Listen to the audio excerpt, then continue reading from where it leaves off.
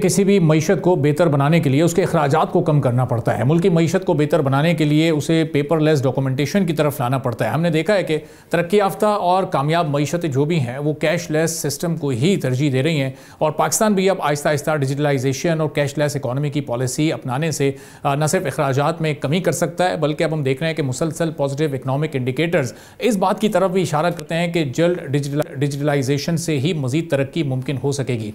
शफाफ मईशत के लिए भी डिजिटल ट्रांजैक्शन सिस्टम बहुत ज़्यादा ज़रूरी है और इसी बात का अब गवर्नमेंट को एहसास भी हुआ है और हुकूमत ने 3 खुसूसी कमेटीज़ भी कायम कर दी हैं। इस डिजिटल सिस्टम के बारे में आगाही बढ़ाने, पाकिस्तान डिजिटल अथॉरिटी को फाल करने, डिजिटल मास्टर प्लान बनाने और गवर्नमेंट और प्राइवेट सेक्टर में ट्रांजैक्शंस को बेहतर बनाने के लिए digital infrastructure committee, digital payments innovation and adoption committee और गवर्नमेंट पेमेंट्स कमेटी कायम की गई है। अब हुकूमत ने गवर्नमेंट और प्राइवेट सेक्टर्स की तमाम ट्रांजैक्शंस को कैशलेस करने की हिदायत जारी कर दी है। हुकूमती ब्रीफिंग हुई है जिसमें कहा गया कि बैंकिंग सिस्टम में गर्दिशी फंड्स को तरक्याती मंसूबों में बतौर इन्वेस्टमेंट इस्तेमाल किया जा सकता है। इस वक्त तकरीबन 4 करोड़ से ज़ायद सार्फिन रास्त सिस्टम से फ़ायदा उठा रहे हैं और हुकूमत की तमाम फाइनेंशियल ट्रांजैक्शंस अब रास्त सिस्टम से ही की जा रही हैं और अब इसे सूबाई सतह तक भी ले जाने के अहकामात जारी कर दिए गए हैं। डिजिटल पब्लिक इंफ्रास्ट्रक्चर कमेटी की क़यादत वजारत IT करेगी और फिनटेक यानी फाइनेंशियल टेक्नोलॉजी कंपनीज भी इस नए फाइनेंशियल सिस्टम में शामिल हैं। पाकिस्तान डिजिटल अथॉरिटी अपने क़याम से ही मईशत को कैशलेस की तरफ ले जाने के लिए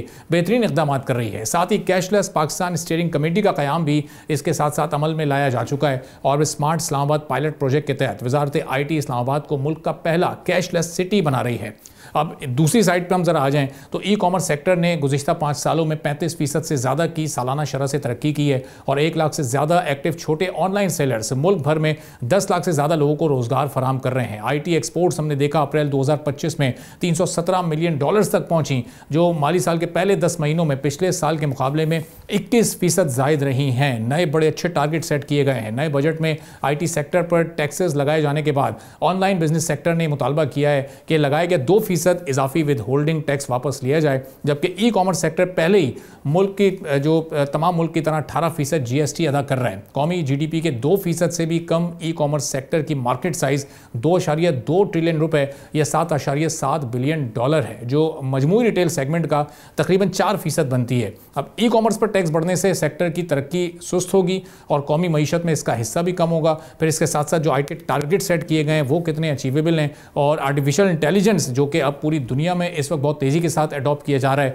और तरक्की का नया ज़ामिन है, तो पाकिस्तान में किस तरह से इसकी मदद लेकर अपने IT सेक्टर को और दीगर सेक्टर्स को और उनकी कैपेसिटी को एनहेंस किया जा सकता है। सब्सक्राइब करें और बेल दबाएं ताकि कोई खबर रह न जाए।